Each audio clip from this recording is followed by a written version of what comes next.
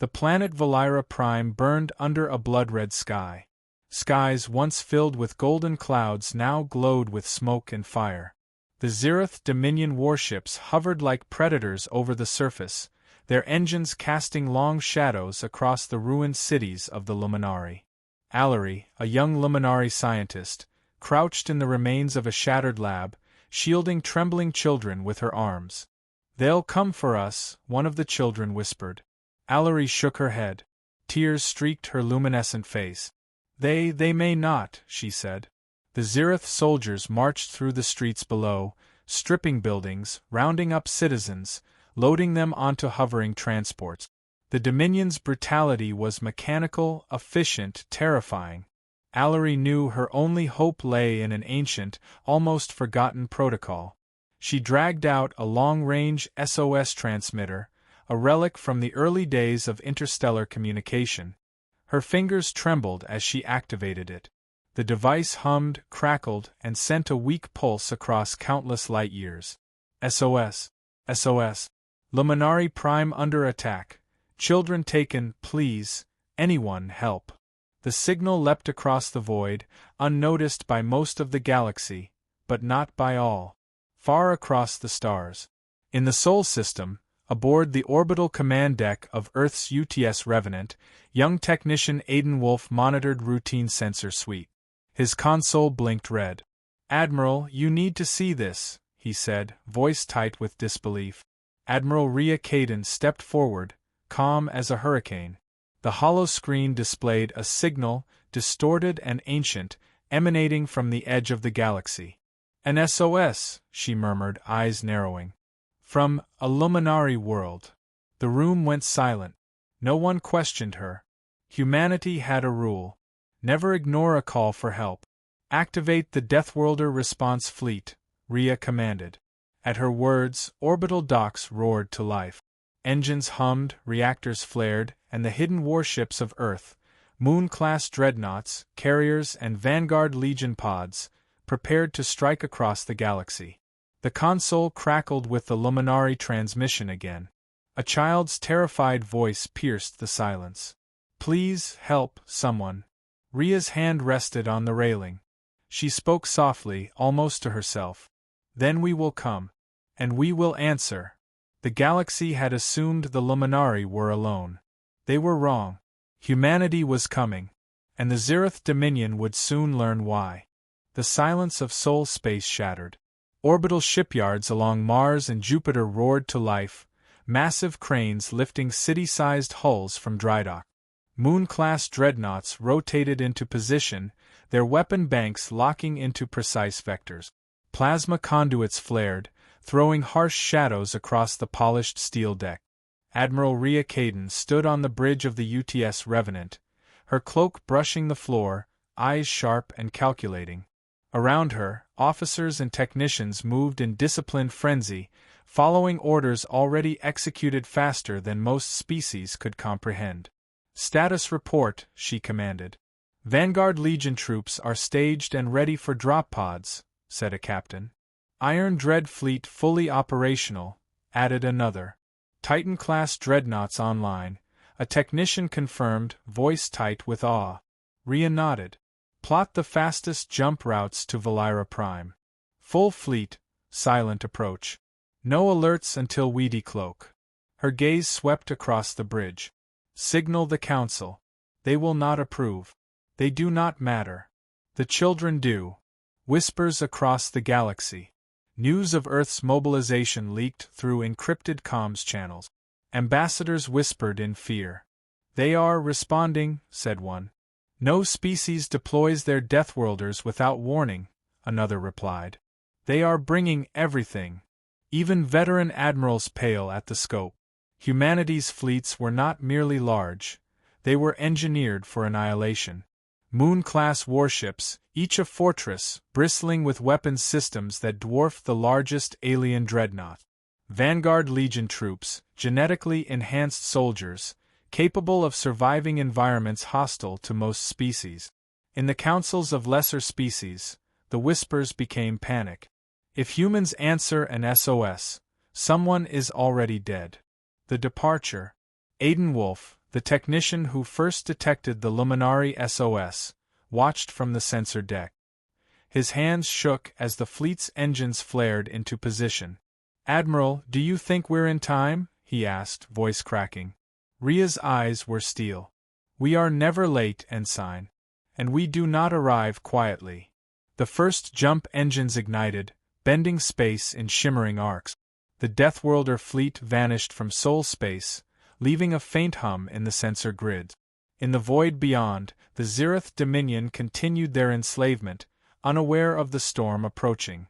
Somewhere, a child's voice called into the darkness. "Please, help, someone." The fleet heard it, and they answered. The galaxy would soon see that when humanity answers a call for help, it does not negotiate. It delivers judgment. The Zerath Dominion celebrated what they thought would be an easy conquest. Above the smoldering ruins of Velyra Prime, General Kryth Voss monitored the remaining transport fleets carrying captured Luminari civilians. His officers bragged, convinced no one could intervene so far from the galactic core. "Nothing moves faster than light in this sector without our permission," an aide said. Kryth smirked, claws tapping a console. "They'll never reach us." But then the sensors blinked. Something massive, impossible, appeared just beyond the system's edge. A single blip at first, then hundreds. The view screen expanded. City-sized warships, black and angular, emerged from warp in perfect formation. Their hulls gleamed with kinetic shielding, weapon ports bristling across miles of superstructure. The Iron Dread fleet had arrived. The Dominion officers froze. "Report." Kryth barked. They're human," the sensor officer whispered. "Impossible scale weapons output, it's..." Kryth's mandibles snapped shut. "This is a trick. A trap." "No trap." The humans decloaked fully. Thousands of vessels, Moon-class dreadnoughts, artillery platforms, and escort frigates formed an impenetrable wall in orbit. Silent. Waiting. A single broadcast rippled across all Dominion frequencies. "Release the children." Kryth laughed, venom in every word. "They are insects. They have no fleet. They cannot command the stars." Then the first kinetic cannon fired. The Karvos, a flagship of the Zerath Dominion, didn't explode, it evaporated. A column of white-hot plasma tore through the hull, splitting it from bow to stern. Entire decks vaporized in an instant. Shockwaves radiated across space. Other ships scrambled, firing wildly. Their energy bolts scattered harmlessly against human shields. A second human transmission. "This is your only warning." Kryth's officers panicked. He barked orders to retreat, but the fleet was surrounded. The humans moved like predators closing a net. Every ship, every pod, every weapon was perfectly coordinated. Every angle of attack calculated before the Dominion could even comprehend it. The galaxy had underestimated humanity. The Dominion realized, too late. This was not a warning. This was judgment. The sky above Velyra Prime split open. Human drop pods streaked through the atmosphere like falling stars, trailing fiery plumes that painted the smoke-filled clouds with molten orange. The ground shook as each pod slammed into the surface, creating shock waves that threw Zerath soldiers like ragdolls. 8-foot-tall Vanguard Legion soldiers emerged from each pod, clad in blackened exosuits reinforced for the deadliest environments. Their eyes glowed a piercing blue through visors designed for war. Their weapons, massive Gauss rifles and kinetic blades, discharged with precise, terrifying force. The Zerath opened fire, plasma bolts splashing harmlessly against the humans' shields. They didn't dodge, they advanced. Each step sent tremors through the ground. Ground assault. The Vanguard moved like predators, cutting through enemy lines with surgical efficiency. Entire squads of Zerath soldiers evaporated under disciplined, unstoppable fire. Dr. Allery huddled with the rescued children as a human trooper reached them. He knelt, careful and precise, his hands large enough to crush steel but gentle with the terrified civilians. "You're safe now," he said, voice amplified but calm. "We are here to take you home." Children stared in awe, their fear slowly giving way to hope. Outside, human gunships patrolled the skies, intercepting retreating Zerath transports. Orbital artillery fired down with pinpoint accuracy, neutralizing escape attempts before they could leave the atmosphere. The fall of the Zerath command. General KrYTH Voss watched from his command spire, claws clenching the railing. "They cannot, this is impossible." But it was real. Humans moved like shadows, unstoppable and precise. He ordered retreat. But as his transports lifted, human gunships descended, tearing the craft apart with rapid-fire kinetic strike. Voss turned to flee, but a Vanguard officer appeared at the doorway, pistol raised. "By order of the United Terran Command, you are under arrest for crimes against sapient children." Voss barely had time to react. One shot and he crumpled. The rest of the Zerath forces either surrendered or were eliminated. Admiral Rhea's observation. Aboard the UTS Revenant, Admiral Rhea Caden watched the operation unfold on the holo projection. "Report," she commanded. "Children secured, casualties minimal. Enemy ground forces neutralized," came the response. "And the fleet?" she asked, eyes narrowing. "None escaped, ma'am." Rhea exhaled softly. "Good. Send the wideband broadcast. Let the galaxy hear us." Her officers exchanged uneasy glances. They all knew what this meant. Humanity's presence was no longer a secret. The galaxy would remember this day. The Deathworlders had arrived, and they would not forget. The fires of Velyra Prime had begun to die, but the echoes of war still resonated across the planet. Smoke and debris hung heavy in the sky, punctuated by the shimmering silhouettes of orbiting human dreadnoughts. Inside a secure medical triage dome, children and survivors huddled under warm blankets. Vanguard Legion soldiers stood guard, silent and imposing, armor scorched but unbroken. Dr. Allery knelt beside a trembling child. The girl's eyes were wide, reflecting the glow of human armor. Are you angels?" the child whispered. Admiral Rhea Caden lowered her helmet and knelt to the girl's level. Her eyes were calm, cold, and unyielding. "No," she said softly.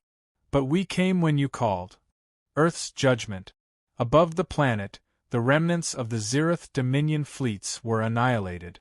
Surviving ships drifted powerless, stripped of command and will. Human gunships patrolled, ensuring no escape. One jump. Two jumps. Entire systems fell as humanity struck the Zerath war machine where it hurt most. The Galactic Council scrambled, panicked as Earth's fleets advanced. Reports came in of 4 systems neutralized in 3 days, yet humanity continued forward, unrelenting. Finally, a wideband transmission spread across every channel. "To all species, all fleets, all governments, humanity does not seek war. Humanity does not seek conquest. But if you harm the helpless, your war is not with them, it is with us."